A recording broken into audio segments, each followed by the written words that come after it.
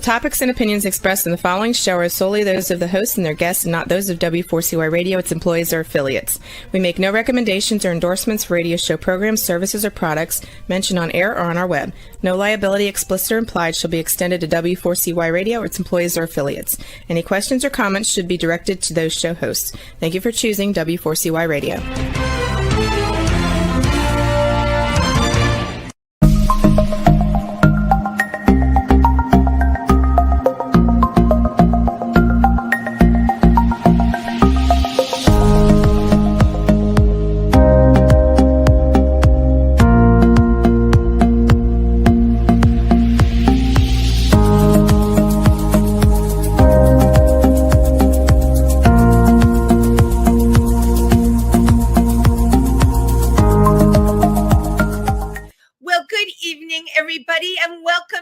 Diversity Talk. I'm Wendy Stewart. I'm so happy to be here with you tonight. I'm looking a little pale on camera tonight. You know, the lighting, let me just tell you, this whole podcasting thing, the lighting, you just never know what you're getting half the time. But you know what? I just have to deal with it because I have this beautiful rainbow behind me. That's right. And I'm so glad it's spring. Today was finally a gorgeous day, although they're saying it's going to plummet tomorrow. But let's not think about tomorrow. Let's think about today. I have to share with all of you, I got a very cool award this weekend from the Purse Zimmerman Democrats located in Dingman's Ferry, Pennsylvania, an award for creating safe space, which was really very, very cool. Because I've been trying to create safe space for a very, very long time. And if you are in New York City this weekend, you can catch my performance with the Imperial Court of New York. We are doing a show called April in Paris. I will really be singing, though, in the show. I'm going to be doing a lip sync number, and the show will be at Industry Bar, which is one of my favorite gay bars in the city. It's just a great place to perform. They're all really nice. The bartenders are super friendly. So that is this Sunday at 5 o'clock. Doors open, and the show starts at 6. So my guest today, I actually met at an affair. We met at a gorgeous affair. It was Night of 1,000 Gowns with the Imperial Court of New York at a big fancy hotel, the Hilton. And my guest tonight was with someone who I love, just a great person and a great performer, Ermin Muff. And many of you probably heard of Ermin Muff. But anyway, I'm like, who is this new girl? I just totally adored her vibe. She's an all-American bigwig, busybody, and gay divorcee. Just love that. Living her best life on the New Jersey shore. She's inspired by Betty Hutton, an epic comic songstress of the 40s and 50s. She's a vintage girl. Betty serves up that vintage aesthetic and diverse repertoire of live vocals, old and new. So you know what? She's both old-fashioned and modern. And in addition to her drag persona, Betty, who is also known as Angus, is the president of the Atlantic Highlands Arts Council, a non-for-profit strengthening community through the arts. And Betty is certainly using her drag to help communicate the arts. Without further ado, please welcome the one and only Betty Buttonz. Yes. Hello, darling. Oh, good evening, darling. How are you? Oh, I'm wonderful. I'm coming to you live from Betty's boudoir. You may have noticed. And I did. There's a lot of coordination. I do want to talk about that. I love what you're wearing. First of all, is that like wine sequins, wine color? It is. It's this dress sort of came to me. It was a miracle. It just flew off the shelf. I won't even tell you. I can't disclose where it came from. Did you steal it? No, I don't tend to indulge in theft. But no, it's a great little sequin dress that I found in the most unusual of places. And I have to, and I'm looking at it right on a computer, and I just love the color wine. And then you have a number of ensembles behind you there. Yes, this is my workshop. This is Betty's boudoir, where I tend to be a vintage queen, as you know. So I love shopping the thrift stores and just trying different things and experimenting and figuring out what works visually, aesthetically, creatively. Wow. So, Well, this is definitely a winner. Not to get personal, but what size are you? oh, well, we're going right there, are we, Wendy? I'm going to tell you why. Mama has a reason. What size are you? I'm typically a 14. That's kind of Okay. my comfort zone. So if you should come and visit us, I have a reason for asking. I'm a sensible girl, and I want all my guests to really feel comfortable and know that they may get something out of knowing me. We have an amazing store called The Phoenix in Dingman's Ferry, not far from New Jersey. And I ask you your size because we have a ton of vintage there in size 14, girl. It's sequined. It's great. It's gorgeous. And we're having a fashion show there in June. So I want you to make sure you stay in touch with me because I want you to come. You talk to Kay Gorgeous. She'll tell you the clothes are to die for. Fantastic. Count me in. I love a good sale. I know. A Me too. sale, a thrift shop sale, a garage sale, you name it. Yeah, you know what? You are a girl after my own heart. And I was also asking because I actually have a ton of vintage that I don't wear because it cuts around the arms. You know how those sequins can cut around the underarm when it's sleeveless.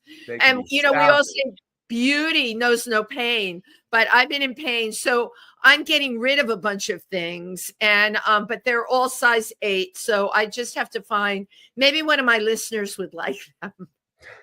I don't think there's any diet out there that will get me into one of your gowns, Wendy, but one can dream. One can only dream, but you were looking particularly gorgeous tonight. I saw you at Night of 1,000 Gowns. Now, that was your very first time attending? That was my first exposure to the court. Yes, Ermin Muff, my drag mother, who I have dragged out of retirement. I'm very happy that you did that, by the way. Art, isn't it lovely? I mean, I just feel like Ermin has so much to share with the world, and I was basically a motherless child and said, Ermin, I think you're my mother. I mean, it just, we share a lot of the same vintage sensibilities. And she wanted me to experience an event with the court. And it was magical. I just had such a divine time. Well, that makes me happy. And Betty, if you're available on Sunday, I'd love to see you at April in Paris at Industry Bar. If you can make it, doors open at 5 and the show starts at 6. And it would really give you a great chance to mix and mingle, because isn't that what we're all about at the end of the day, mixing and mingling?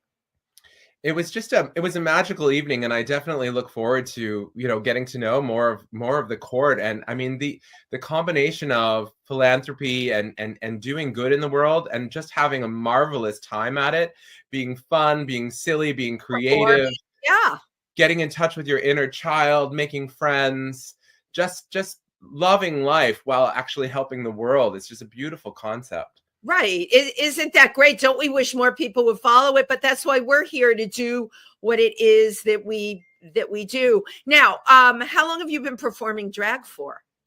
So I was doing the math, and I am a baby drag queen. I've only been at this for about 6 months. Oh my God, It's but I have been bitten by the bug. I just dove right in. It felt like the right time, the right place, a lot of different stars aligning, and Betty was born, and here I am, and trying to take New Jersey and the tri-state area by storm, because Betty's got things to say and songs to sing and love to share. So here I am. So here you are now. You were only born into drag 6 months ago. How did Ermin Muff become your drag mother? Well, Ermin and I met at a party years ago, and I thought that Mark was fabulous, and we talked about drag, and I'd always been, I would say drag adjacent, creative, silly, kind of so many things about drag were already part of my life, I would say. And I just sort of, filed it away and thought, if I ever do get around to, taking this a little bit more seriously and giving drag a shot, I'm going to call Ermin, because there was a lovely connection there. And Ermin did say, look, if you ever do drag, please get in touch. And so actually after my first or second time going out, I did reach back out to Irma, and we stayed loosely in touch, and just, it was a wonderful fit. She's been a lovely, incredible mentor. And as I said, we just share a lot of the same sensibilities creatively, and that's been really fun. Oh my God. And I didn't even know Irma's real name was Mark, because because when I meet people in drag, that's how they stay forevermore. Right. Like, I would walk right past you in the street if you weren't in drag, and then you would say, "Hey, Wendy, it's me." And I would say, "Who are you?" It's one of the most magical parts, I think, of drag, right? is that transformation. And I have loved since Betty was born, sort of bringing Betty into a space, and then in another context, maybe meeting someone as Angus, and the reactions are so fun and delightful. And usually you have to inform someone, "Oh, I'm Betty," and just, watch the jaw drop. It's just a delightful part of the process of creating a character. See, I love that we're getting you at the very beginning of this. I met Kay Gorgeous at her very first performance. Very first. And I knew that night when I was with all the people, I'm like, this one, she totally had it. Like she had been doing it forever. And she had only ever practiced. It was really great. So I get the same vibe about you. You have this amazing voice too. Now, where did this voice come from? Oh, thank you, darling. First, let me just give a shout out to Kay. I mean, I'm such a fangirl. And Kay was one of the queens that I met sort of, I think maybe the second time I went out in drag, and was so wonderfully warm and welcoming and supportive, and is just truly one of the most talented queens I've encountered. So unique. And funny. She's really so funny. She does funny moves, and we did an outside event, and she climbed a tree, and I'm like, I've never in my life seen it. She uses the fact that she's athletic. She does. Yes. She makes me ache with laughter, and I know. So funny. Has this incredible chemistry with Lexi Pro. Kay Gorgeous and Lexi Pro have their weekly show on Tuesday nights at 244 in the Amboys, and the two of them are just so incredible. Both fairly recent at this, but such seasoned veterans and incredible entertainers, and have been so warm and welcoming of Betty, and just a real shout out to both of them, because they inspire me, and they're creating community in a beautiful way that has been lovely to be part of in this short journey thus far. Right. Thus far. Something just popped up on my screen. I don't know why these things happen. Anyway, getting back to you, how did you learn to sing so well? Oh, I just love to sing. I've always loved singing. I was in choirs as a kid, and then life sort of took me in different directions, serious, demanding jobs that didn't really allow for time to make music or do much creatively, and I think it's important to just sing. I think everyone should sing. Singing is so good for you. It's healthy, and then you don't have to be good at it to enjoy it. And because it's such a creative thing that comes from deep inside and connects with emotion. Now, were you like a musical theater major in college? No, I did a little bit of college theater, but I sort of went in a very practical direction in college and in my career, and the creative side was in some ways kind of put on the back burner. Always loved to sing casually, grew up in a family that loved to have sing-alongs around the kitchen table. My grandmother, who passed away a few years ago and was one of my best friends, just always insisted when we were together that we would sing. I have Irish, Scottish background, that kind of Celtic tradition. Same as mine. Just, singing for the love of it, for sharing stories, for sharing a laugh, having a drink, and enjoying music. And so it's always been part of me, but this has been really exciting to sort of bring that onto a stage and to be performing, and realizing that for me as a drag queen, that's a big component of what I have to offer is live vocals and introducing often a younger audience to older material that they may not know, and that's quite a magical thing as well. Well, yeah, because that, like, your whole persona, your character is the whole vintage thing. There's not a ton of that out there. There are, however, more and more, of course, drag performers that actually sing incredibly. My dear friend Sherry Vine was one of the first singing drag queens. And I remember when she came on the scene and everybody else lip sank, and they're like, oh my God, she sings. Yes, she does. And I think that is a really great gift to have, the gift of the voice, the live voice. What is it about vintage tunes that you love so much? Well, I think there's just something innate about Betty that is vintage, and it's a really cosmic process to create a character, and in some ways she's being created, or she's creating me, and there's, if you sort of lean into that almost spiritual experience of listening to, who is this that's kind of coming on the scene, and it was just very clear, I think, for many reasons, one of which being that I myself am a little vintage, with certain vintage coming into this world, frankly, in middle age. The vintage look and feel and vibe was the right fit, but it also just was sort of the authentic kind of creative calling that I had in bringing Betty into the world. And you mentioned Betty Hutton. Yes.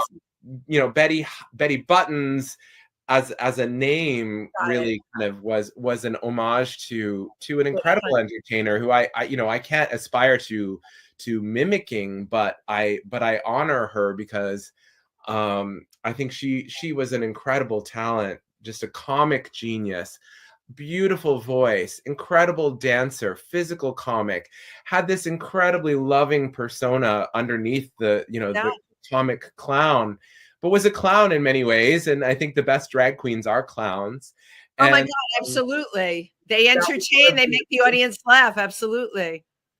So that's where that vintage kind of theme and vibe has emerged from. And I'm Betty, how did you discover Betty Hutton? I know who Betty Hutton is, but if I go out on the street and ask, non-drag queens or drag queens, most people won't know who Betty Hutton is. So what is it that had you make this discovery?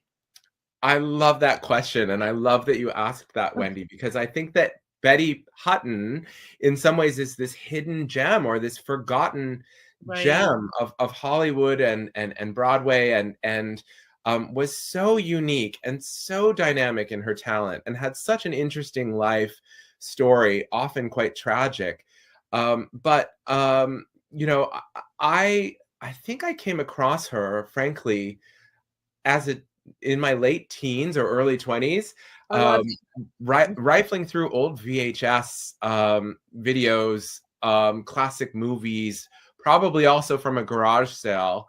Yeah, that's great, right? And found one of her films, which I would just, everyone, run, don't walk, go find this movie, called The Perils of Pauline. And, it's an incredible display of her talent as a singer, as an actress, as an incredible comedian, a physical comic, a dancer. And it's just this fabulous, campy film that just, I would ache with laughter, and I enjoyed with family, actually. And just kind of fell in love with Betty Hutton. And who was this? How had I never heard of her? How did she get hidden away? How has she been forgotten? Because she truly was one of a kind. But you know what I love? That you decided to shine a light on somebody like that you realized how special, because too often, especially people from those eras, are forgotten. And here you are, you've taken this little piece of history, somebody that you think is just totally magical, and you're bringing it to the stage. And, when you come out as Betty Buttonz and people ask you about the name, and then you can start to talk about Betty Hutton, isn't that great to play homage to somebody like that, I love to imagine meeting meeting Betty Hutton in some imaginary world or in heaven. And I'd like to think that Heaven, that's so funny. A heaven meetup. You'd be I'd like to think that she would approve. I have a feeling that, the comedy of drag would appeal to her sensibilities. right, But it is really truly an homage to someone who I think was underappreciated. And it is a lovely opportunity to say, oh, have you ever heard of Betty Hutton? That's the right. inspiration behind at least my name. I'm not trying to impersonate her. She's one of a kind. Absolutely not. Yeah. But she inspires. Yes, indeed. And she had such a journey. I mean, she was an it girl, and I think a lot of incredible musical talent loved to write for her because she just had a way of taking a song and that was already funny on paper and just bringing it to life as a clown.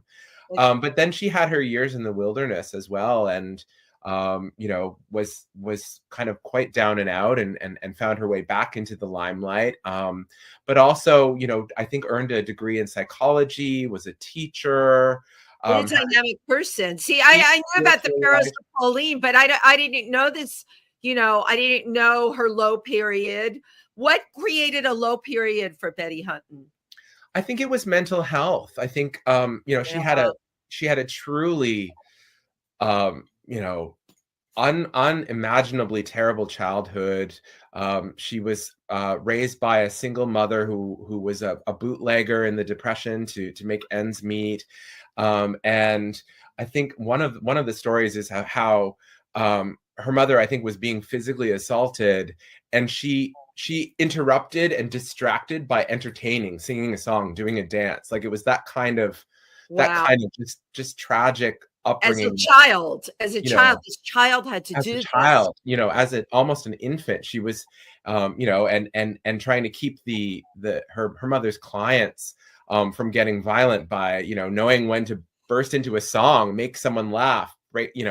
Just that kind of, the demons that would follow someone like that, as they reach the heights of fame. You can only imagine. Eddie, that's where the comedy comes from. Yeah, it's the tragedy that produces the comedy. Yes, and I think that's where also maybe an affinity with kind of the drag, because there's such an incredible therapeutic, powerful, healing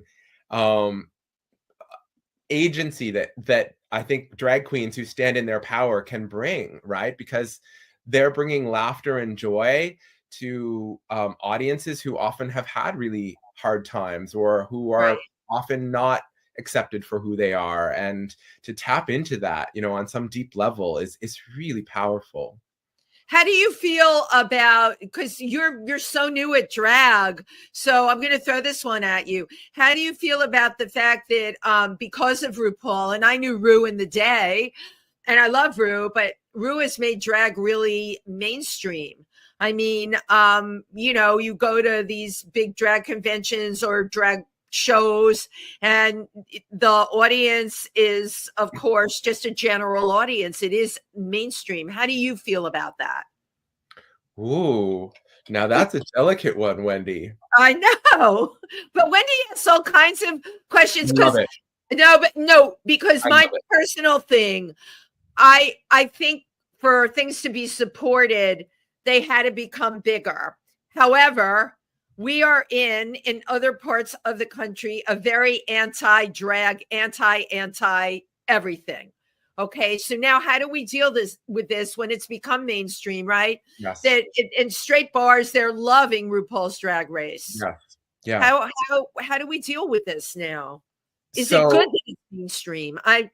Absolutely. I mean, it's so complex, and with so much respect to Mama Ru for lifting up drag as an art form and launching careers and creating financial opportunities, I think probably for a lot of queens, and doing something really interesting. But I think it's what I've loved in my hot minute as a drag queen, but hopefully it will be a long career, because I love it, and I'm so enjoying the experience of sharing Betty with audiences, is that there's something so much more profound and political and creative that exists at the community level that is very different from, as you said, straight folks watching an incredibly well-produced television program, right? That's disconnected from that community sometimes. And I think we need both, frankly. You know, there's been a lot of kind of mainstreaming and making drag perhaps better understood in some ways by larger parts of the population in ways that maybe helps create more safe space for that important community drag that needs to continue and is quite different. Right. I mean, for me, it's really all about that community element, but the politics of it are also really concerning. And I think that's what got me off the bench after contemplating, you know, maybe I should give drag a try. It's really the changing climate politically and this There you pushback go. against drag queens that Right. I thought that's it. I can't sit on the sidelines. It's time to put on a wig and heels and learn how to paint face and That's get right. out there. And that really has been a huge motivation for me to do this. And one thing, lucky that we're in the part of a country, right, where we're okay. We're not worried about going to a gig or, you know, being our authentic selves, right? New York and New Jersey. There's some parts of Pennsylvania that I would not venture into as a drag queen, but the Northeast in general is more of a safe space than other places where they're actually attempting to take drag and ban it. And I don't have to tell you about the drag story hour bannings.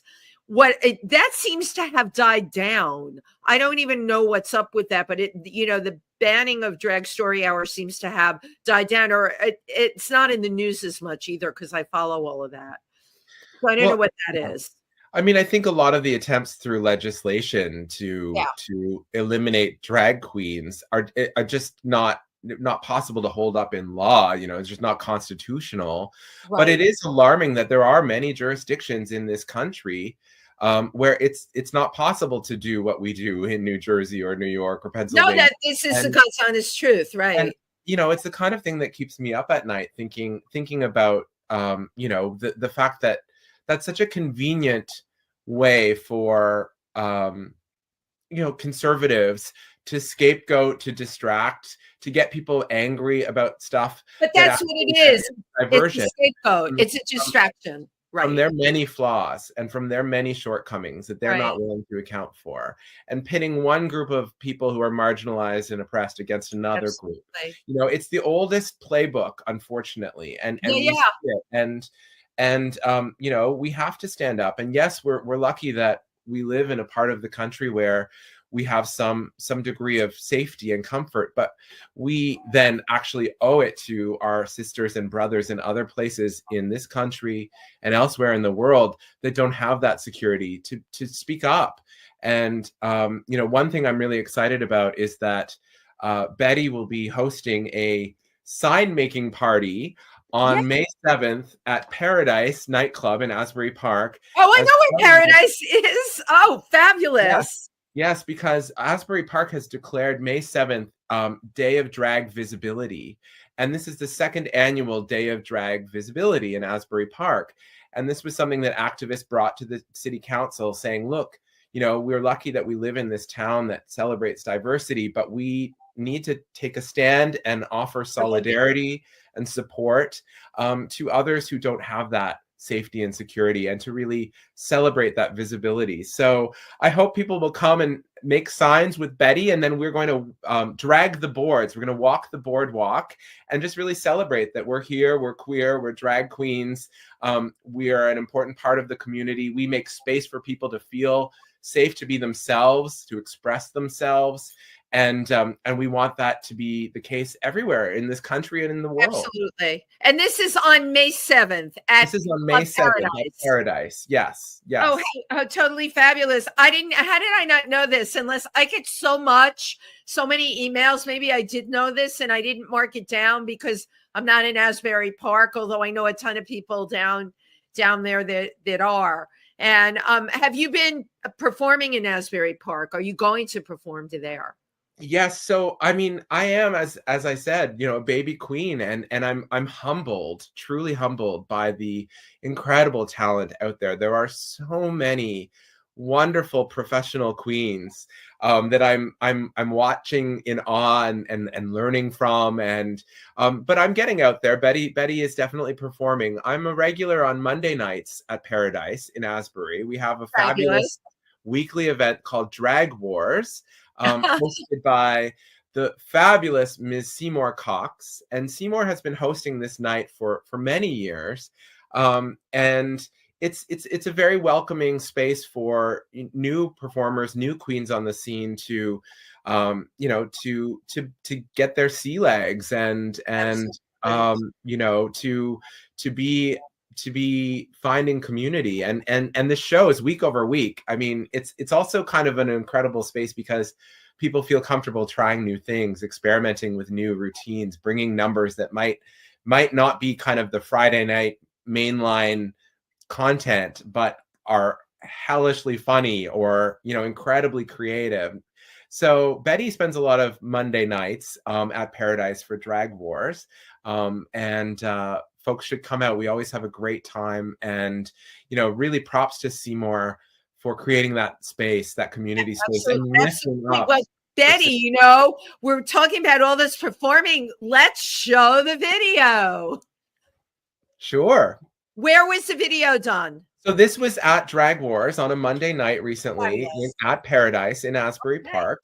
And what's great is Seymour is very supportive of Betty's live vocals, and yeah, this is a number I did. It's actually, what's fabulous about this number is it was originally a Betty Hutton song that then was popularized by Bette Midler in the movie For the Boys, and a lot of people know it as a Bette Midler song, and Bette Midler is also one of my most cherished inspirations, and so I love Midler. Between Bette and Betty, and this Betty is very special. So thank you for giving us the chance to watch the clip. God. Okay, Juan, roll the video, please. Oh, she's singing live. This one's from our family service.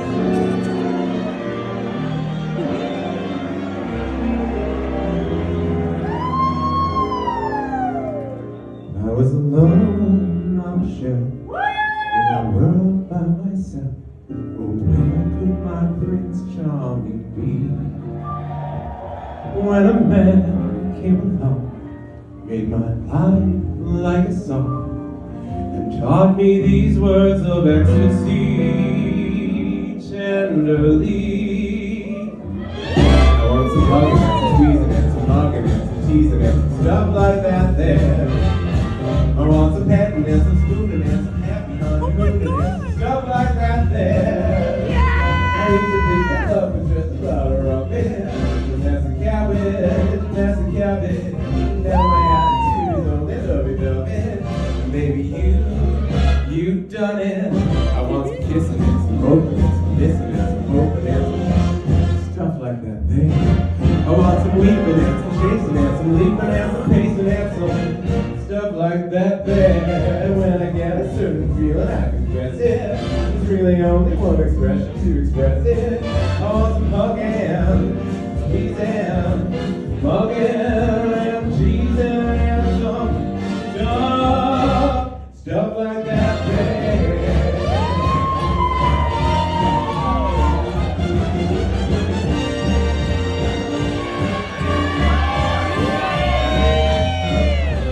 Think romance was bum, a double Mickey for the icky, but all at once my heart was sung. Baby, you've done it. I want some hugging, some squeezing, some mugging, and some teasing, and some stuff like that, baby. I want some weeping and some chasing and some leaping and some pacing and some stuff like that there. But when I get a certain feeling, I confess it. Really only one expression to express it. I want some hugging, squeezing, mugging, and cheesing, and some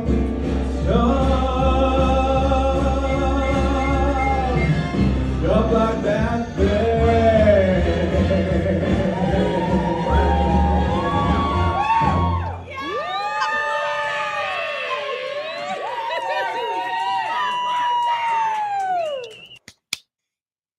Wow. Well, you were certainly popular. They were hooping and a hollering, and the dollar bills were flying. Great song for you. It's a really fun number. And there's just so much more in the Betty Hutton vault that I'm looking forward to bringing out and sharing with people. So many wonderful gems. Well, I think there's so many wonderful gems, and what you're doing is you're setting yourself apart from everybody else, which, you know what? You know the song, You Gotta Have a Gimmick. This Yeah. is yours, you know? Right. You've got to find your lane, but it has to be sincere and authentic for it to work. Right, exactly. But you got it all going on. I love the hair and the dress, and you definitely have got to come to this fashion show that we're doing. It's a gender bender fashion show. I produce it, and we'll be in touch because there's going to be a ton of clothes there that will really suit you. And let's face it, we girls always need to expand our wardrobes, especially with vintage. That's so right. you have, combined like the fact that you are doing all this great drag, and you're also the president of the Atlantic Highlands Art Council. Yes. I'm super passionate about this wonderful organization that I have the honor of being the president of, Atlantic Highlands Arts. I moved to Atlantic Highlands during the pandemic.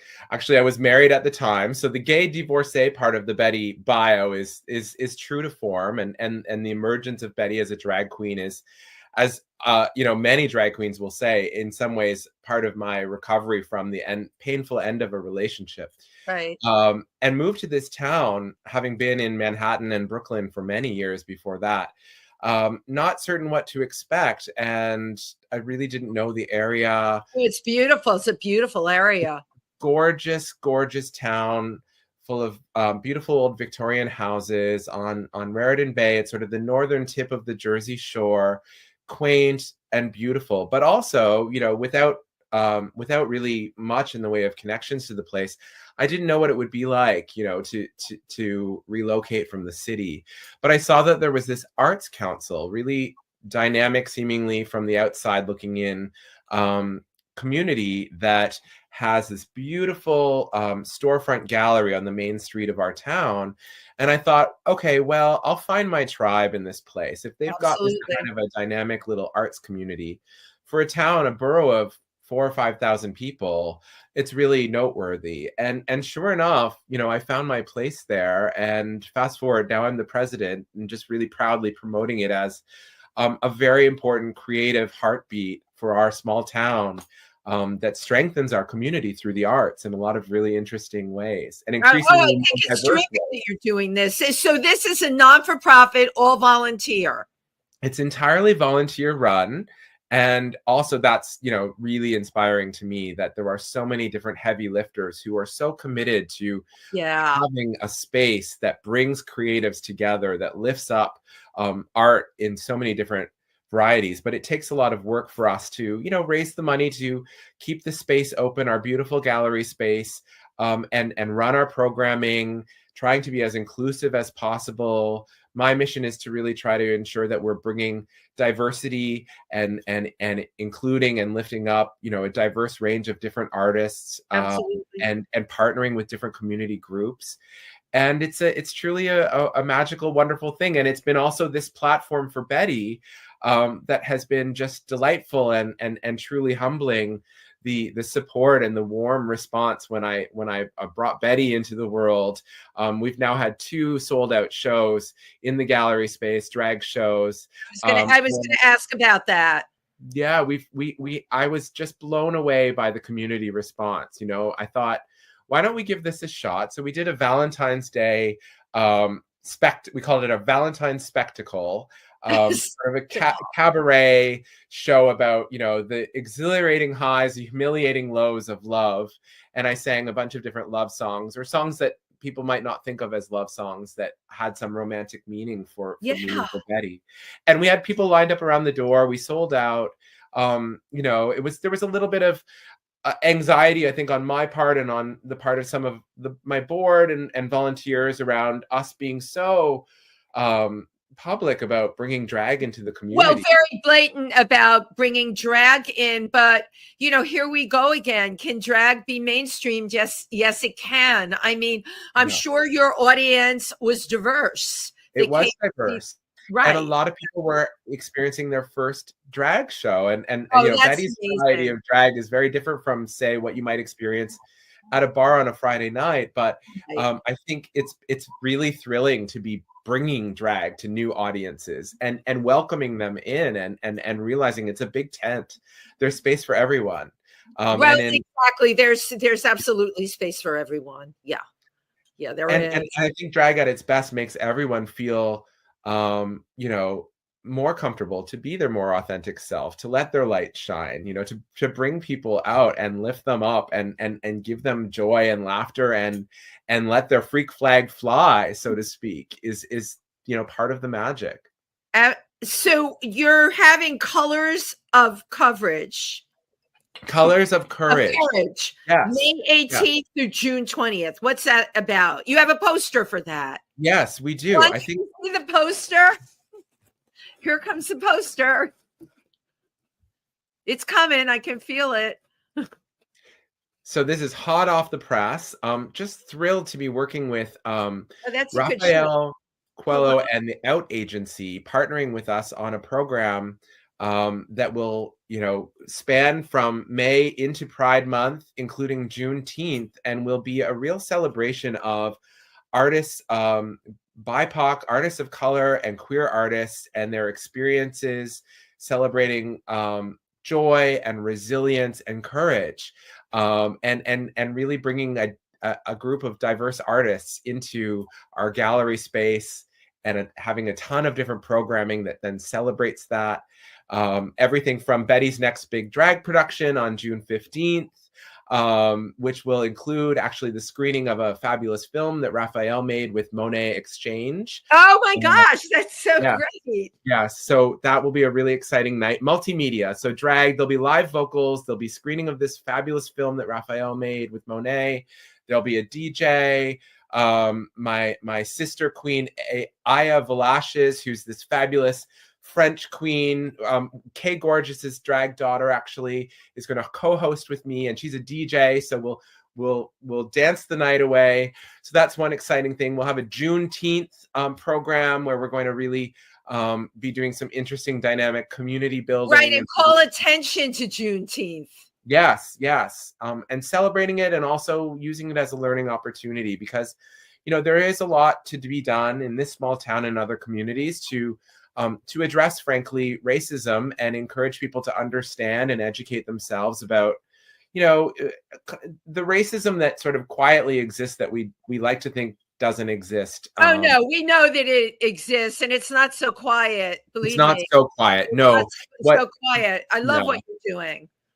So it's going to be a great month, and I'm just thrilled to be partnering with Raphael and the Arts Council to be able to bring these kinds of programs to our community and just diversify the range of artists that we're lifting up as we continue to strengthen community through creativity. Well, and the kind of space that you're creating for people to be creative in, my gosh. And you've been doing this how long, Betty? So I took on the presidency last summer, and but I started volunteering when I moved here 4 years ago, and just felt so drawn to this organization and its mission. And you weren't even doing drag 4 years ago. So I'm putting two and two together, and I can't help but think the wind beneath your wings or underneath your stilettos had to be working with this organization, and how it made you feel about yourself, and then what you wanted to share with the world. That is so astute, Wendy. I mean, I think that this organization, as I was going through a really painful divorce, also just embraced me, and right. And life goes on, and I'm happy, and life is wonderful, and it's incredible the way art can heal. And this community really did embrace me, and frankly, encouraged me to step up and to take on a leadership role.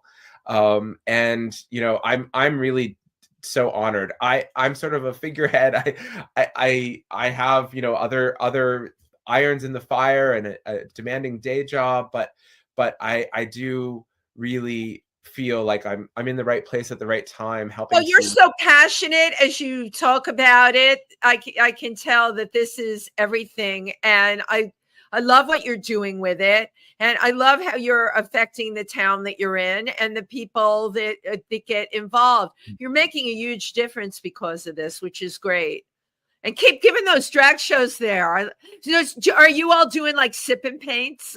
I think those are the best. I mean, we do a wide variety of programs. I mean, tell me some of the programs you're doing. Yeah, so one of the things that I'm really proud of is that we run free kids programming every summer. So we're gearing up to do several weeks of free programming, arts programming for kids. Again, trying to make sure that we're offering inclusive, accessible opportunities. We do classes. We also are the sponsor of an annual film festival in Atlantic Highlands called Film One Fest. Wow. And it's short films, 1 to 3 minutes. It started as just 1 minute films, and we're a little bit flexible, but they're short films from all around the world. Right. Every July in the harbor in our town, we have this wonderful night under the stars where we take in, hundreds of beautiful short films from around the world. And so that's a big anchor of the work of the Arts Council. I think that's absolutely brilliant to offer something like that. We're having an event on April 27th, actually at the cinema in our town, Smod Castle Cinemas, which is owned by Kevin Smith, who grew up in this area and bought the movie theater that was struggling to stay afloat and has brought all kinds of interesting programming. They're hosting us for a night of the best of Film One Fest because we've got 15 years of incredible material. We're going to go down memory lane and show some of the best short films that we've featured. The best shorts. Wow. Wild, Weird, Wacky, and Wonderful is the title of the night. So April 27th, if anyone wants to come down to Atlantic Highlands, we're going to have a great time. I totally love what's going on there. And we only have a minute left. Oh my God, Betty, where did the time go? Oh, I had a ball with you, Wendy. Thank you so much for having me. At you, sister. What do you want to tell everybody out there in your last minute? Oh, just be true to yourself. It's never too late. Right. Let your light shine, and spread love and joy in the world. We need it. Right. And I'm right there with you. I want to thank you so much for everything that you shared here tonight. I learned a ton load about you, and I have I'm going to separately contact you because I have a organization in New Jersey that you did partners that you would be able to really do incredible stuff with. That's what it's all about, right? All of us coming together and working with each other. Well, Betty, continue being fabulous. All right. Wendy, love you. Doing your Monday nights, but I also want to see you like in other places in Jersey with Kay Gorgeous, and maybe you can get a little closer to Milford, Pennsylvania. We are due to do some more stuff there, and upstate New York. All of our drag queens work the tri-state area. Fabulous. Count me in. Count you in. Thank you for being on the show, and thank you for everybody who tuned in tonight. See you next week. Bye-bye.